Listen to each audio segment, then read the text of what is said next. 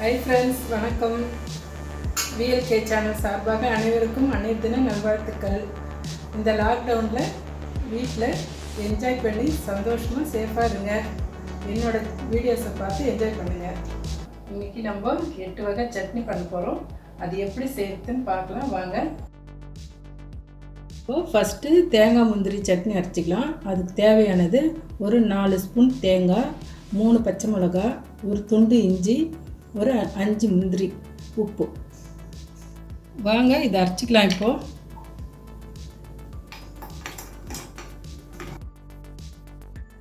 Second வேர்க்கடலை சட்னி அரைச்சிக்கலாம். அதுக்கு தேவையானது ஒரு 5 ஸ்பூன் வறுத்த வேர்க்கடலை, 1 ஸ்பூன் பொட்டுக்கடலை, 3 காஞ்ச மிளகாய், ஒரு துளி புளி, 2 பல் பூண்டு, ஒரு துண்டு இஞ்சி, 1 ஸ்பூன் தேங்காய். மூணாவதாக தக்காளி வெங்காயம் வதக்கி சட்னி அரைச்சிக்கலாம். அதுக்கு தேவையானது 2 ஆனியன், 4 ரெட் சில்லி, ஒரு துளி புளி, ஒரு தக்காளி, ஒரு துண்டு இஞ்சி, கருவேப்பிலை, கொத்தமல்லி, உப்பு, பொட்டுக்கடலை. நம்ம எண்ணெய் ஊற்றி வதக்கிடலாம். இப்போது 1 ஸ்பூன் எண்ணெய் ஊற்றிக்கிறேன். கொஞ்சம் கடுகு, 1 ஸ்பூன் உளுந்து, 1 ஸ்பூன் கடலைப்பருப்பு, ஒரு சிட்டிகை பெருங்காயம். இப்போது நம்ம இதெல்லாம் வதக்கலாம்.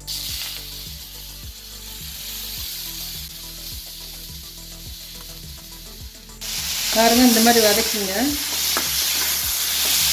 அவ்வளோதாங்க, வதக்கியாச்சு. இதை அரைச்சிக்கலாம். இதில் பொட்டுக்கடலை போட்டுடலாம். போட்டு இது 2 நிமிஷம் ஆற வச்சுட்டு அரைச்சிடலாங்க. இது 4வது தக்காளி சட்னி பண்ணலாங்க.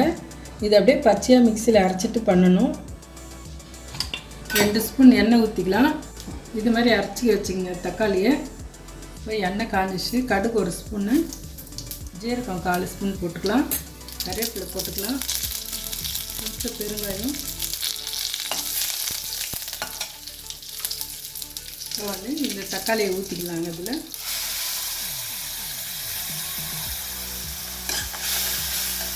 இதில் 2 ஸ்பூன் மிளகாய்த்தூள் போட்டுக்கலாம். உப்பு தேவையானது போட்டுக்கலாங்க.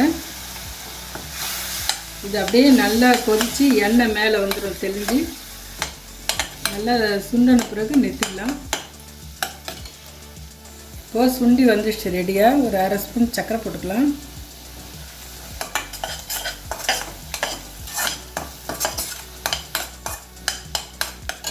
அவ்வளோதாங்க, தக்காளி சட்னி ரெடி ஆகிடுச்சு. 5ஆவதாக கருவேப்பிலை சட்னிங்க. இதுக்கு ஒரு கை அளவு கருவேப்பிலை எடுத்துக்கலாம். ஒரு 4 ஸ்பூன் தேங்காய், கொஞ்சம் புளி, 2 காஞ்ச மிளகாய், 2 பச்சை மிளகாய், ஒரு துண்டு இஞ்சி, உப்பு. வறுத்துக்கலாங்க. ஸ்பூன் எண்ணெய் ஊற்றிக்கலாம்.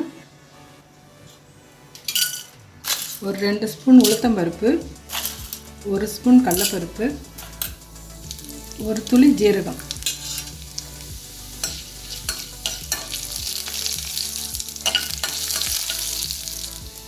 கருவேப்பிலை போட்டுடலாங்க.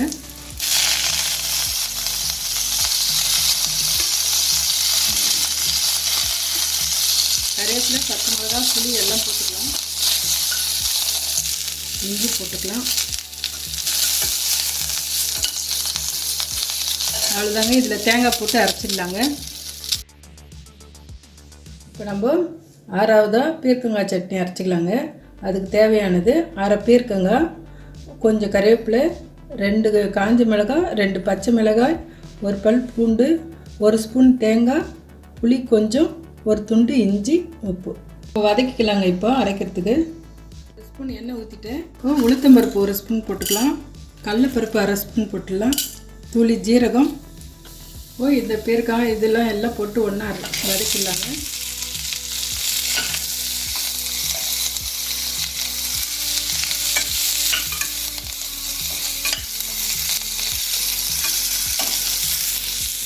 இது ஒரு 2 நிமிஷம் வதக்கிட்டோம். இப்போ ஆற வச்சு அரைச்சிக்கலாங்க. இது நம்ம பெருக்கங்காய் வதக்கி வச்சுருக்கோம் இல்லைங்களா, இதில் 1 ஸ்பூன் பொட்டுக்கடலை சேர்த்துக்கலாம்.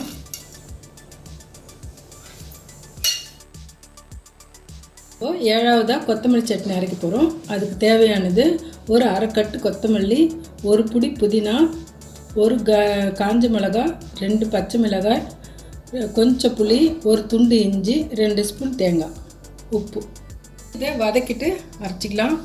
ஒரு ஸ்பூன் எண்ணெய் ஊற்றிக்கிறேன். ஒரு ஸ்பூன் உளுத்தம் பருப்பு, அரை ஸ்பூன் கடலைப்பருப்பு, ஒரு துளி ஜீரகம். அதை காசு இல்லைங்க, அப்படியே சும்மா போட்டு அந்த வீட்டிலே வைக்கும்போது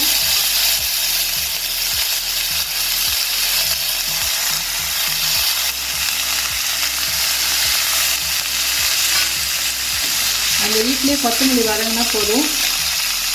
அவ்வளோதாங்க, இதை அரைச்சிக்கலாம். ஆனியன் பூண்டு சட்னி அரைக்க போகிறோம். இது 8வது சட்னி.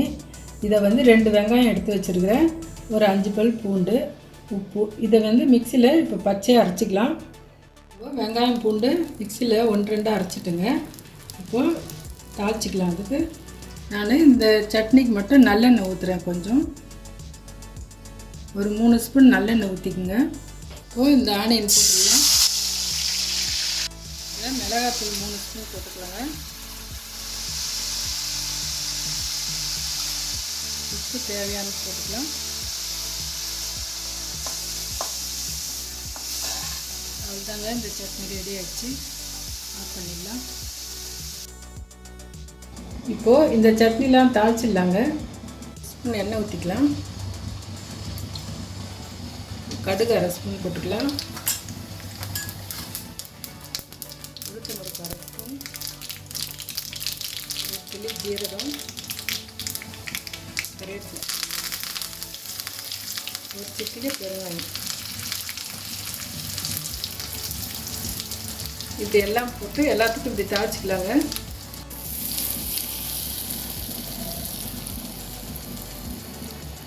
ஃபஸ்ட்டு தேங்காய் சட்னி, செகண்டு வேர்க்கடலை சட்னி, 3வது தக்காளி வெங்காயம், 4வது வெறும் தக்காளி சட்னி, வெறும் ஆனியன் பூண்டு சட்னி, கொத்தமல்லி சட்னி, பீர்க்கங்காய் சட்னி, கருவேப்பிலை சட்னி. 8 நாள் 8 வித சட்னி செஞ்சு அசத்துங்க. என்ஜாய் பண்ணுங்கள்.